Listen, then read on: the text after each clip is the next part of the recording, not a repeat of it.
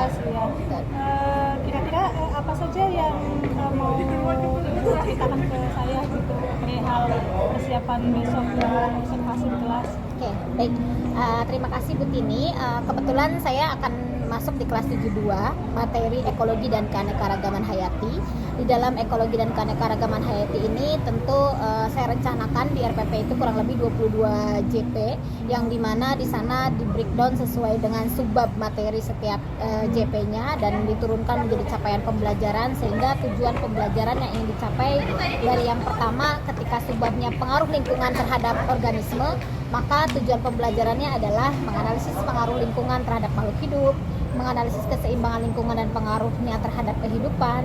Kemudian untuk subbab yang kedua, adapun tujuan pembelajarannya menganalisis interaksi antara komponen penyusun suatu ekosistem, kemudian menganalisis aliran energi dalam ekosistem, menganalisis peran makhluk hidup dan pola interaksinya dalam ekosistem.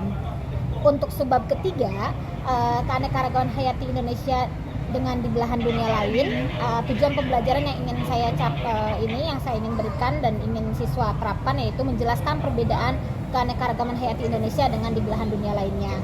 Adapun di subbab berikutnya adalah pengaruh kegiatan manusia terhadap ekosistem, maka tujuan pembelajarannya adalah menganalisis pengaruh manusia terhadap ekosistem. Nah, di dalam ini pun terakhir saya menambah adalah pentingnya dilakukan konservasi, yaitu yang itu untuk capaian pembelajarannya menjelaskan pentingnya konservasi keanekaragaman hayati. Selain itu, harapannya di dalam materi ekologi dan keanekaragaman hayati ini, karena saya melakukan pengembangannya itu dengan peningkatan penalaran ilmiah dan juga kreativitas, dan metode pendekatannya dengan STEM, augmented reality, yang dimana dengan metode sains, teknologi, engineering, mathematics, itu diharapkan mampu anak-anak itu memahami materi ekologi dan keanekaragaman hayati. Kemudian ditambahkan dengan e-book yang berbasis augmented reality, itu harapannya dengan pendekatan augmented reality dengan teknologi, anak-anak sambil bisa merasakan secara langsung real bagaimana peranan-peranan tiap ekosistem itu sendiri. Kemudian tadi subbab-subbab yang sudah dituangkan di dalam yang ingin dicapai di dalam capaian pembelajaran bisa dipahami oleh siswa. Dan di akhir, sehingga tujuan pembelajarannya adalah anak itu mampu mengerjakan soal-soal berbasis HOTS, higher order thinking skill, yang sudah disajikan pada bahan ajar, sehingga kita melihat ketercapaian belajar siswa dari penalaran ilmiah maupun kreativitasnya. Baik, waduh luar biasa sekali ya Bu Ina ya. Sudah sangat lengkap pemaparan Bu Ina tentang tujuan pembelajaran Bu Ina gitu.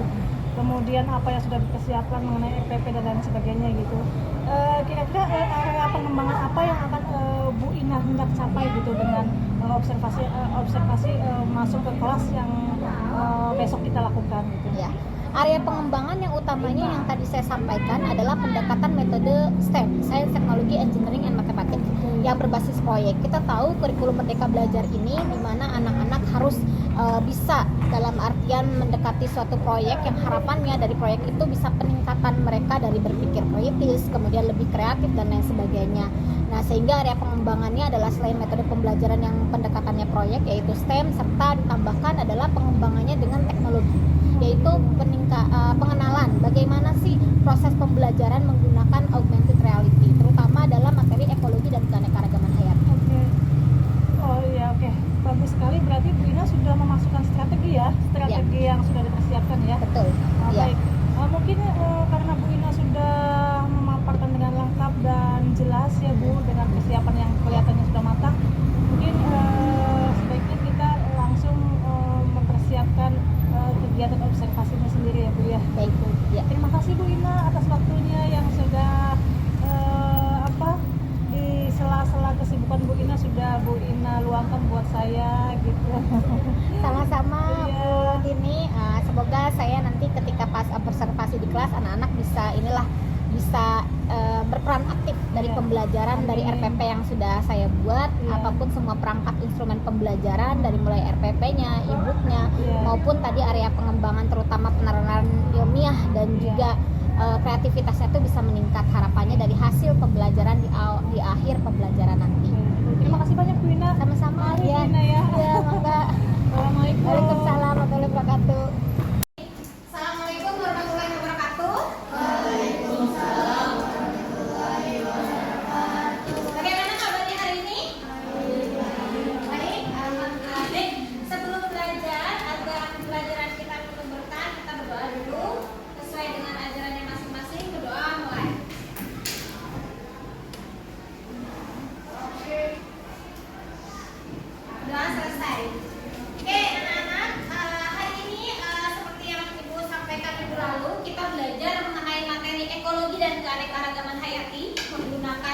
bahan ajar ibu, yaitu tentang landscape ekologi dan keanekaragaman hayati. Nanti kalian bisa download e-booknya, kemudian di e-booknya itu di grafitnya kalian bisa lihat. Di sini kalian akan belajar materi ekologi dan keanekaragaman hayati menggunakan dilengkapi oleh fitur augmented reality seperti yang minggu lalu kita pelajari. Nah, bagaimana proyeknya, sudah selesai? Sudah ya? Oke, kita pun belajar mengenai STEM. STEM itu apa kemarin? Science, Technology, Engineering, and Mathematics ya. Dimana kalian memahami tentang materi sains setelah ibu jelaskan apa itu ekologi dan apa itu keanekaragaman hayati. Dimana ekologi sendiri adalah merupakan rumah tangga makhluk hidup ya, yang di habitatnya, dimana di dalamnya itu ada interaksi. Nih, oke. Minggu kemarin kalian diberi tugas sama ibu mengenai tentang super STEM. Di bahan ajar ini ada super STEM membuat miniatur bioma. Nah, sekarang sudah selesai kalian buat, nanti tolong presentasikan di kelompok masing-masing bahwa kita tahu dari urutan ekologi, urutan organisasi kehidupan, ekosistem itu yang pertama itu ada apa? Individu. Jadi kalau individu itu satu makhluk hidup. Tapi kalau parasitisme yang satu untung, satunya dirugikan.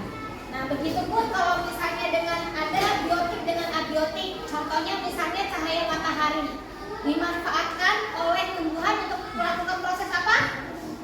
Fotosintesis. Good job. Lakukan proses fotosintesis. Itu berarti interaksi antara abiotik dengan biotik. Ada lagi misalnya interaksi abiotik dengan abiotik, contohnya cahaya matahari yang terik dengan tanah akan menyebabkan apa tanahnya? Menjadi kering ya, kering. Nah, itu karena ada interaksi antara abiotik dengan abiotik. Kemudian komponen ekosistem terdiri dari apa saja, masih ingat? Komponen ekosistem itu apa? Ya, betul. Biotik, jangan tahu salah. Biotik dan abiotik itu komponennya.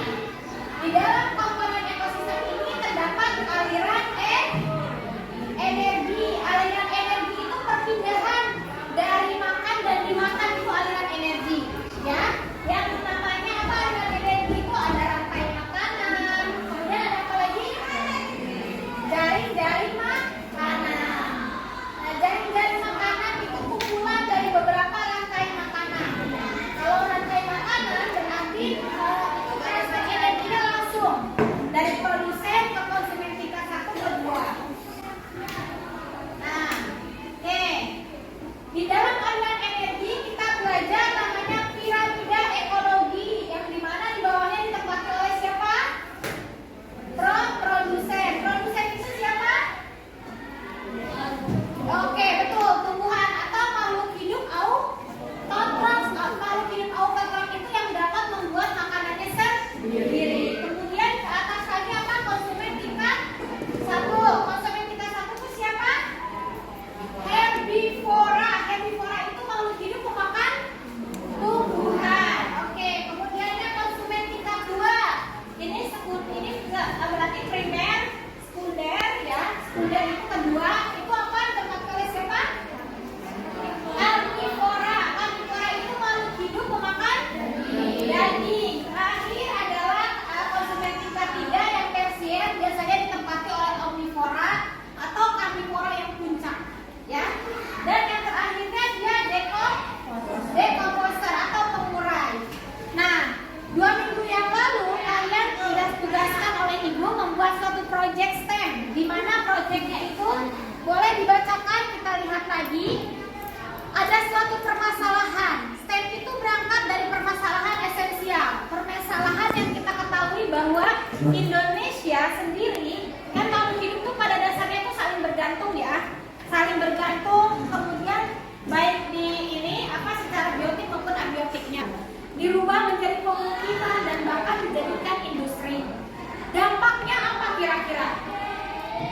Betul, dampaknya itu akan rusaknya habitat alami makhluk hidup. Terus apa lagi? Dampak deforestasi kemarin apa? Bencana alam. Ya, bencana alam, deforestasi itu rusaknya habitat dan bahkan hilangnya habitat ya yang ada di hutan tersebut. Jadi keanekaragaman hayatinya terganggu. Keanekaragaman hayati itu kan variasi yang beragam di makhluk hidup kan namanya keanekaragaman. Nah, untuk menjawab permasalahan tersebut, kalian disuruh membuat, nanti bisa dilihat di YouTube-nya ya, yang seperti kemarin kita lihat mengenai tentang deforestasi yang kemarin di Zoom kita perhatikan, udah diperhatikan juga deforestasinya. Tantangannya, kalian adalah seorang engineering yang diminta untuk membuat miniatur bioma. Nah, dengan beberapa elemen ekosistem yang representatif. Kriterianya minimal harus 2 ekosistem berbeda yang berhubungan satu sama lain. Ini alat dan bahannya, atau bisa di luar dari sini alat dan bahannya. Sekarang sudah selesai tugasnya? Sudah. LKPD-nya sudah diisi? Sudah. Kalau gitu silakan perwakilan kelompok untuk menjelaskan. Apa nama ekosistemnya? Pertama, ekosistem yang kalian buat di bioma yang kalian buat itu. Kemudian komponen biotik sama abiotiknya apa? Dah, itu saja. Silakan. Ya. Dari kelompok ini dulu. Silakan, Jevanya. Sambil dijelaskan di sini ininya. Itunya apa? Mejanya. Ya. Dari sini boleh. Stepnya apa? Projectnya apa? Misalnya di size-nya apa? Oke. Project miniatur bioma. Ekosistem daratan padang rumput, komponen biotik rumput, tumbuhan, hewan. Komponen abiotik pasir, batu. Ekosistem perairan kolam. Komponen biotik ikan. Komponen abiotik air, batu, dan pasir. Karena tidak ada sinar matahari. Oh, tidak dituliskan di sini tidak ada sinar matahari. Oke, selain itu apa lagi? Dekomposernya ada nggak kira-kira? Tidak ada. Berarti salah satu yang mengakibatkan yang tidak seimbang di proyek ini tuh tidak ada gambar cahaya matahari. Nah, nanti tolong ditambahkan. Kemudian dekomposernya juga. Oke, tapi keren, bagus, terima kasih. Nah, karena kalian sudah tahu launching programnya tadi tentang deforestasi, kemudian kalian sudah dibangun ya knowledge-nya itu. Sudah dibangun gunting knowledge-nya, tadi penjelasan sama ibu di awal mengenai apa itu ekologi, apa itu bioma, komponennya apa saja, dan kemudian setelah itu di step itu, di tahapan ketiganya kalian sudah belajar dari gunting knowledge itu. Yang ketiganya kalian belajar solving problem, di mana solving problemnya tadi kalian diminta membuat satu bioma dengan minimal 2 ekosistem. Nah, itu namanya solving problem. Dan terakhir di project stage ini kalian belajar mengenai presenting product yang tadi baru dipresentasikan, contohnya kelompok 5. Sekarang silakan ke kelompok berikutnya, yang ini. Jelaskan saya. Nah, Sambil berdiri deh. presentasi produk ya, ini tahapan terakhir di step yang keempat. Tolong menjelaskan project step-nya apa? Satu bioma kan tadi kriterianya dengan 2 ekosistem. Silakan dibacakan. Ya, boleh. Atau ya, boleh biomanya ini aja, bioma darat aja dibilang. Daratan atau hutan aja dibilang. Sip. Kelompok 3 membuat miniatur bioma. Kita biomanya hutan hujan tropis. Ekosistem daratan. Ya. Ekosistem daratnya yang kamu buat apa? Berarti di hutan tropis yang hutan. Oke. Kalau ekosistem akuatiknya, perairannya apa? Sungai. Oke. Berarti di dalam hutan ada sungai kan? Nah, komponen biotiknya apa saja? Ekosistem daratan ada gajah. Oke. Yang ada di sini boleh disebutkan ya. Oke. Oke. Oke. Kalau abiotiknya? Oke. Nah, menurut kalian, kelompok kalian apakah ini bioma ini termasuk ekosistem yang seimbang? Seimbang. Alasannya apa? Oke, karena kedua komponen ekosistem baik biotik maupun abiotiknya lengkap. Alasannya kenapa sih kalian membuat ekosistem ini? Kenapa? Kenapa hutan hujan tropis yang kalian angkat, tidak misalnya gurun pasir dan lain sebagainya? Teman-teman sekarang punya alasan dong. Kira-kira kalian ingin memecahkan permasalahan apa yang terjadi? Pertama, lebih mudah. Selain itu apa lagi? Misalnya terjadinya apa tadi? Deforestasi kan? Dipermasalahkan kan di tadi launching problemnya adalah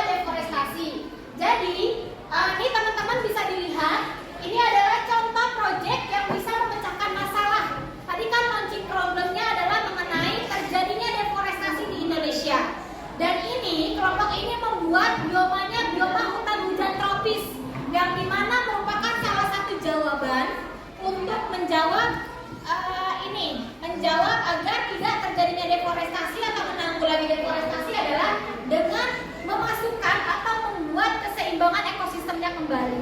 Paham? Paham ya? Oke, berikutnya kelompok ini. Next, terima kasih. Ya, jelaskan project STEM yang kamu buat apa? Permasalahannya di mana? Ini tentang apa? Bioma mana nih? Padang pasir? Apa? Taman sama sungai. Oke, tapi ini ceritanya hewannya pada zaman dahulu ya, zaman lampau. Oke, di suatu ini padang rumput, berarti ini ekosistemnya biomanya bioma padang rumput, di mana di padang rumput itu berarti ada suatu taman dan ada sungai. Oke, apa saja komponen ekosistem biotiknya?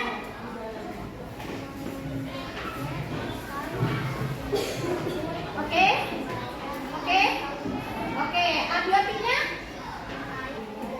Tidak, berarti lama-lama tumbuhannya itu akan punah ya. Kalau tumbuhan akan punah, maka yang terdampak pertama siapa? Konsumen pertama akan tidak ada, akan menurun. Berarti dampak keduanya konsumen kedua. Paham? Nah, kalau ini bagus. Ini salah satu miniatur biomanya di mana? Ya, miniatur biomanya di mana? Dan kenapa kalian buat di salah satu botol ini dengan dua ekosistem berbeda? Ini ekosistem apa namanya? Kolam. Oke, atasnya ekosistem taman. Berarti ini biomanya bisa jadi ada di pekarangan ya. Nah, di daerah misalnya kita nih di yang daerah tropis. Nah, ini sudah dilakukan pengamatan selama berapa lama? 2 minggu. Nah, ternyata selama 2 minggu itu apa yang terjadi? Tumbuhannya tumbuh. Berarti hal ini mencirikan salah satu ciri makhluk hidup. Ciri makhluk hidupnya apa? Tetapi minimal di sini kalian merepresentasikan bahwa di tumbuhan itu merupakan makhluk hidup, dia tumbuh dan berkembang. Yang tadinya minggu kemarin itu hanya 2 tangkai, ya, 2 daun, sekarang sudah ada 4 daun. Berarti ini membuktikan terjadinya proses fotosintesis ya. Kemudian di sini pun sama. Si ikan di dalamnya ada tanaman air, kemudian di sana ada abiotiknya, ada tanah, kemudian ada bebatuan ya. Biotiknya ada apa? Ada ikan. Kenapa ikan bisa hidup kira-kira? Kelompok berikutnya, kalian membuat buah. Oke, ini gimana? Ekosistem apa ini? Padang pasir. Oke, bioma padang pasir. Ekosistemnya ada ekosistem apa saja yang kalian buat? Oke, di padang pasir dan juga di danau. Oke, di padang pasirnya ada apa? Ada biotiknya apa saja? Hewan, kemudian tumbuhan. Kalau yang di danaunya ada ikan dan tumbuhan. Oke, abiotiknya apa saja? Oke. Udara. Oke, udara. Yang ini terakhir. Nah, ini apakah masih sudah berapa minggu ini? 2 minggu. Ikannya masih hidup? Apalagi? Apa? Batu. Ya, batu pasir. Oke, boleh. Kalau misalnya ini berarti dia makannya bisa jadi dari fitoplankton. Ini di taman, apakah sudah seimbang atau belum? Sudah. Ada hewannya di sana? Ada. Apa saja? Cacing, belalang sama? Oke, selama 2 minggu masih tumbuh ya, cacingnya ada di dalam ya? Ada. Cacing sebagai apa? Dekomposer. Oke, good job. Terima kasih. Terakhir, kelompok terakhir, silakan presentasikan. Project STEM yang kalian buat apa? Ekosistem hutan tropis. Oke, ekosistem hutan tropis. Apa saja? Ekosistemnya ada 2, biomanya hutan tropis. Ekosistemnya apa saja? Hutannya sendiri sama apa? Ekosistem sungai. Sungai. Oke, biotiknya ada apa saja? Biotik ekosistem darat ada kanguru, rumput, pohon-pohon, singa, kemudian budak bercula, Oke. belalang. Oke. Abiotiknya? Ada batu, Oke. udara, Cahaya, tanah matahari, terus air. Oke. Oke, terima kasih kelompok ini. Apakah ada kesulitan membuat bioma? Tidak? Nah, oke. Pertanyaan terakhir menurut kalian,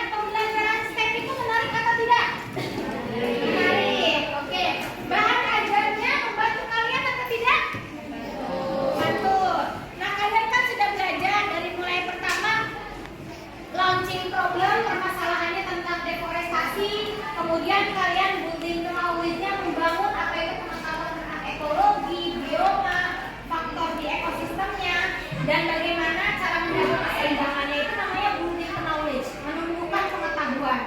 Nah, kemudian setelah itu kalian problem solving-nya itu membuat project. Nah, membuat project sudah dilakukan dan terakhir tahapannya adalah presenting, mempresentasikan project yang kalian buat.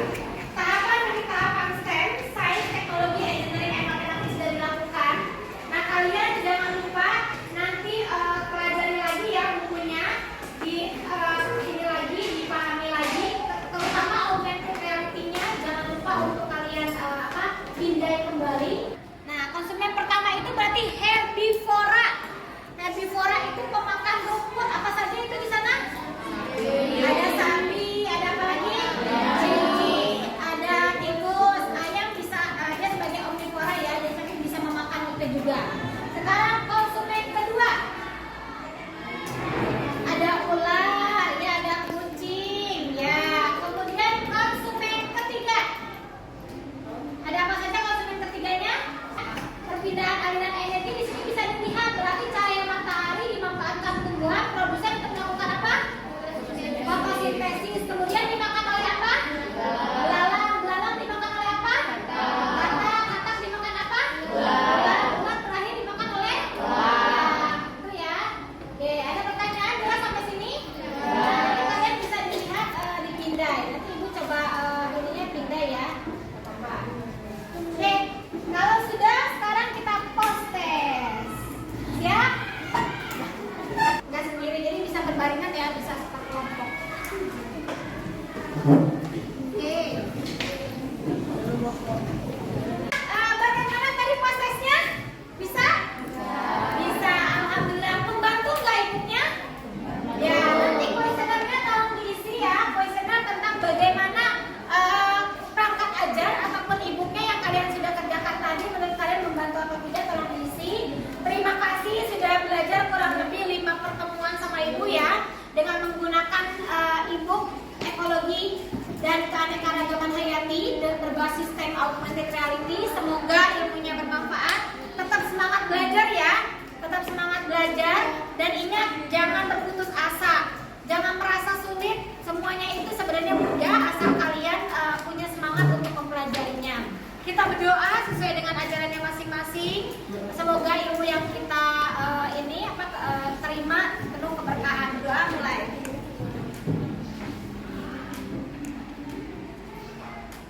Berdoa selesai. Terima kasih buat pembelajarannya. Sampai jumpa di lain kesempatan. Wassalamualaikum warahmatullahi wabarakatuh. Makasih ya.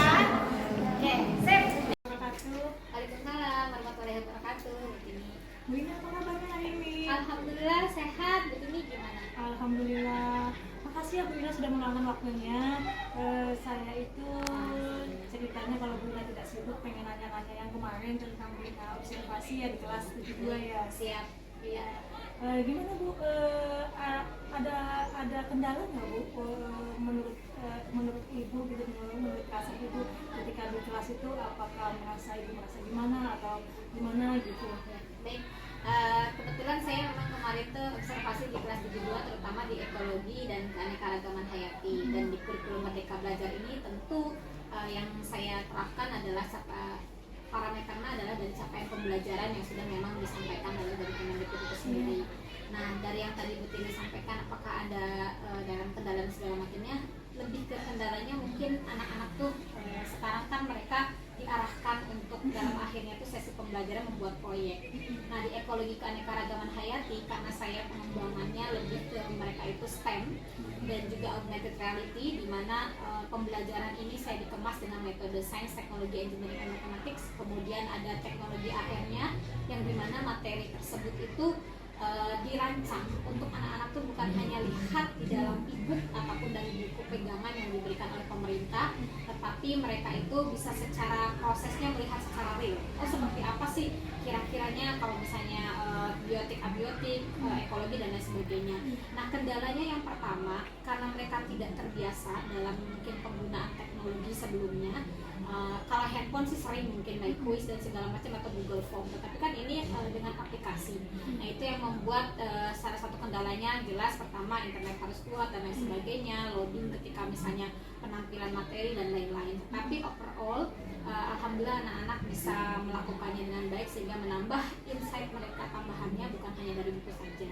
Nah untuk kendala di STEM itu sendiri karena ada tahapan-tahapan STEM yang harus dilalui, di mana saya inginnya fokusnya adalah ketika mereka belajar itu goal akhirnya itu pengembangannya adalah mereka itu bisa meningkatkan penalaran ilmiah dan juga kreativitasnya.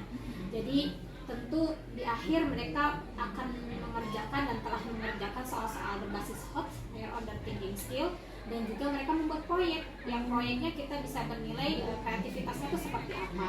Nah kendalanya mungkin lebih ke mereka itu belum karena ini kurikulum baru juga ya, mungkin di sekolah ini juga ada di tahun yang pertama itu lebih ke cari alat dan bahan yang di lingkungan sekitar yang dimana mereka bisa membuat aspek-aspek ekosistem itu sendiri. Nah tetapi pada dasarnya setelah itu ternyata kurikulum ini membawakan mereka itu menjadi lebih tahu, tidak hanya belajar saja mengerjakan soal, tetapi mereka bisa membuat karya yang sesuai dengan arahan saya, arahan gurunya untuk membuat proyek bioma ataupun ini di ekosistem itu sendiri. Nah sehingga mereka alhamdulillah bisa lebih, dan hasilnya di akhir di postesnya daripada pretestnya itu rata-rata keumuman mereka meningkat baik dari penalaran ilmiah maupun kreativitasnya. Aduh, luar biasa sekali Bu Ina ya. Jadi Bu Ina mengatasi kendala-kendala itu sudah diantisipasi ya? Betul, iya. Jadi diantisipasinya lebih pertama kayak pembuatan proyek saya arahkan dengan di lingkungan sekitar saja. Jadi tidak susah-susah nyarinya. Kayak misalnya mungkin lebih ke dari kardus yang bekas, kemudian kalau misalnya kayak tanaman atau hewan segala macam dari mainan-mainan dan lain sebagainya. Atau mereka ada yang kreatif itu menggambar sendiri, indikator misalnya produsennya, baik konsumennya dan lain sebagainya. Jadi tidak goalnya itu kan lebih ke pemahaman materi, bukan ke hasil karyanya. Itu kreativitas mah itu udah bagian dari penilaian bagaimana mereka men-set leveling dari mulai tropik ini tingkat tropik dari ekosistem itu sendiri. Tetapi kalau dari misalnya bahan-bahan yang susah, yang mahal dan segala macam itu tidak, karena goalnya adalah mereka paham penempatan tingkat tropik setiap ininya, di mana ekosistemnya seperti apa, misalnya ekosistem terestrial, daratan, atau misalnya yang akuatik itu mereka tahu komponennya, biotik, abiotiknya apa saja di kedua itu. Gitu. Jadi sudah saya antisipasi ketika misalnya mereka kesusahan nyari ini, sebelumnya saya arahkan karena tahapan STEM tadi, jadi mulai dari pertama membangun ada masalah dulu, jadi lihat di masalah sekitar. Misalnya mereka punya permasalahan apa, apakah di lingkungan sekitar mereka itu kayak misalnya sawah sekarang sudah terganggu, ataupun mungkin ada pencemaran lingkungan dan lain sebagainya. Setelah itu, setelah mencari permasalahan, dia membangun knowledge, membangun pengetahuan di mana saya menyampaikan materinya ya berupa dari PowerPoint, kemudian bahan ajar yang dari pemerintah atau dari e-book yang saya kembangkan, sekaligus juga dari memang tadi augmented reality. Setelah pengembangan ini knowledge-nya, baru dia proses di sana terjadi. Mereka nyari alat dan bahan yang digunakan di sekitar untuk membuat proyek tadi. Setelah proses itu tadi, di akhir mereka presentasi apa yang sudah mereka buat. Dari situ berarti building knowledge-nya sudah terbentuk. Mereka pun bisa menyimpulkan apa yang mereka lakukan di proyek tersebut. Luar biasa, baik. Saya lihat kemarin memang Bu Ina sudah sangat menguasai ya dalam hal materi gitu. Udah bisa membuat anak-anak itu membuat proyek yang dengan berbahan dasar di sekitarnya ya, terus tidak mahal gitu. Mungkin sedikit ya, karena saya juga sebenarnya sebagai guru juga banyak kekurangan yang Bu Ina ya, apalagi saya kalau di kelas itu saya sih melupakan banyak hal-hal kecil juga sama gitu. Mungkin kemarin itu ada yang karena kita itu bikin videonya udah agak telat ya Bu Ina ya, jadi mungkin tidak ada sesi waktu itu, tidak ada sesi mengabsen siswa mungkin ya. Iya, tapi itu overall sudah sangat bagus sekali. Hanya mungkin karena kita itu sudah sangat buru-buru waktu Iya. itu. Jadi sesi-sesi yang seharusnya misalnya kayak mengabsen anak, kemudian Jevanya juga waktu itu berdoanya hanya segilas saja ya langsung gitu. Nah mungkin sebenarnya itu yang bisa kita kembangkan saya juga gitu. Iya. Gitu. Mungkin kalau kayak itu kan lebih ke bagaimana pas pembukaan dan penutupan. Nah, pembukaan itu memang pada umumnya kan lebih ke pertama karena saya waktu itu tempatnya di jam akhir. Betul. Jadi saya memikirkan bahwa anak sebetulnya udah di absen dulunya di Betul. pas pembelajaran pertama. Jadi ya saya hanya tinggal melanjutkan. Tetapi pas penutupan karena saya di jam akhir itu pasti ada. Cuman lebih ke pembukaannya adalah di pembelajaran itu pada dasarnya sebenarnya bukan hanya absennya saja, tapi lebih ke refleksi awal. Tapi refleksi awal yang saya lakukan kan sebenarnya saya lakukan misalnya naik kabar lah sedikit, udah kayak gitu merefleksikan misalnya yang minggu kemarin kita materinya tentang apa, nah itu direfleksikan kembali, ditanyakan kembali, jadi kayak sebagai kuis awal untuk mereka memantik lah reasoning mereka di awal itu, pemahaman konsepnya. Dan di akhir betul pas berdoa itu karena memang kebetulan di kelas yang saya itu beda-beda, ada yang muslim, ada yang non muslim juga, jadi itu pun yang membatasi kita tidak serempak dalam satu doa, tapi ya minimal di pas penutup saya lakukan setelah doa itu kayak kesimpulan, dan saya selalu sebelum penutupan itu sebenarnya mengasih lembaran kuis terakhir tiap kelompok itu sebagai refleksi kesimpulan pembelajaran selama tadi yang sudah kita belajar gitu. Dengan alhamdulillah berkas-berkasnya ada gitu, jadi bisa dilihat kayak misalnya saya misalnya subbab yang sekarang tuh bagian B itu tentang misalnya ekosistem atau misalnya tentang keanekaragaman hayati, itu ada kuisnya. Misalnya saya buat pertanyaan misalnya apa yang kamu ketahui tentang keanekaragaman hayati, kemudian bagaimana keanekaragaman hayati Indonesia dengan belahan dunia lain dan lain-lain, itu saja sih. Mantap sekali Bu. Bahkan saya kadang-kadang terlewat juga itu pretestnya gitu. Mungkin lebih ke betul yang seperti tadi sampaikan Bu Tini, kalau saya sebagai guru gitu, karena kebetulan ini juga bagian dari ranah yang kita sama-sama lah harus mengembangkan. Sebenarnya pas ketika lihat di lapang kita pun harus menyesuaikan anak. Dari segi mungkin anak sudah seharian belajarnya kan tidak hanya IPA saja dan dari yang lain, itu bagaimana kita sebagai guru mampu untuk membangkitkan motivasi mereka lagi untuk belajar, dan itu tantangannya. Tapi kalau dari materi jangan sampai kita hanya memanfaatkan dari pemerintah saja, meskipun memang buku kurikulum Merdeka Belajar itu sudah tersedia gitu di sekolah, di sini pun ada dan tiap anak pun memegangnya. Tetapi yang perlu kita garis bawahin adalah anak tidak hanya dapat itu dari situ satu sisi itu.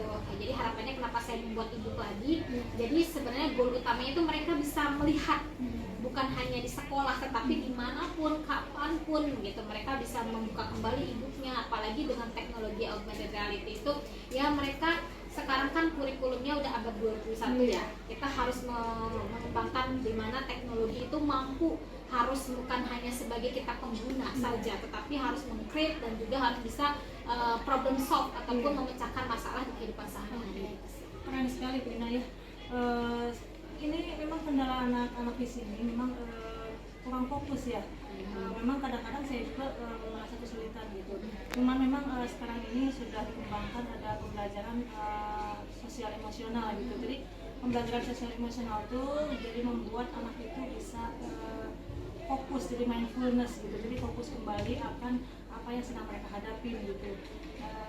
Nah kemarin itu memang anak-anak itu kan udah jam terakhir ya, jadinya kayak udah lelah dan ngantuk gitu. Jadi memang mungkin sesekali harus diterapkan teknik-teknik tertentu yang kemarin itu harusnya saya buat pasien dengan tapi saya miss ya, mohon maaf gitu. Jadi memang ada teknik-teknik di pembelajaran sosial emosional itu bagaimana mengembalikan fokus anak gitu supaya mereka tuh fresh lagi gitu.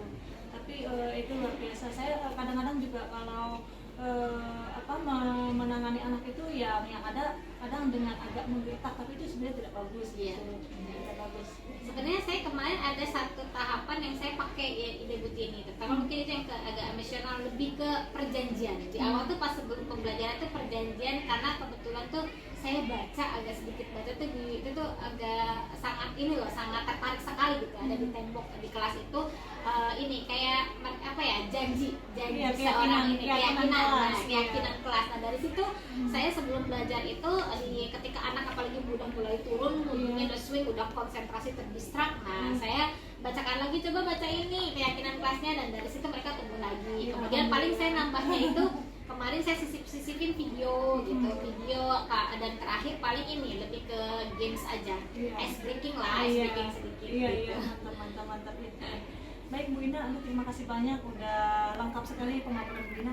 Kira-kira rencana tindak lanjut Bu Ina untuk kedepannya kalau menghadapi siswa ya terutama gitu, atau untuk pembelajaran berikutnya untuk supaya Bu Ina itu mencapai tujuan pembelajaran yang akan Bu Ina capai, yang Bu Ina inginkan tuh rencana Bu Ina itu apa gitu untuk tindak lanjut berikutnya gitu. Baik, paling saya lebih ke akan menambah ininya, ya tadi kan proyeknya kita masih di dalam ruangan tuh. Iya. Paling tindak lanjut berikutnya adalah pembuatan proyek yang di luar ruangan. Oh.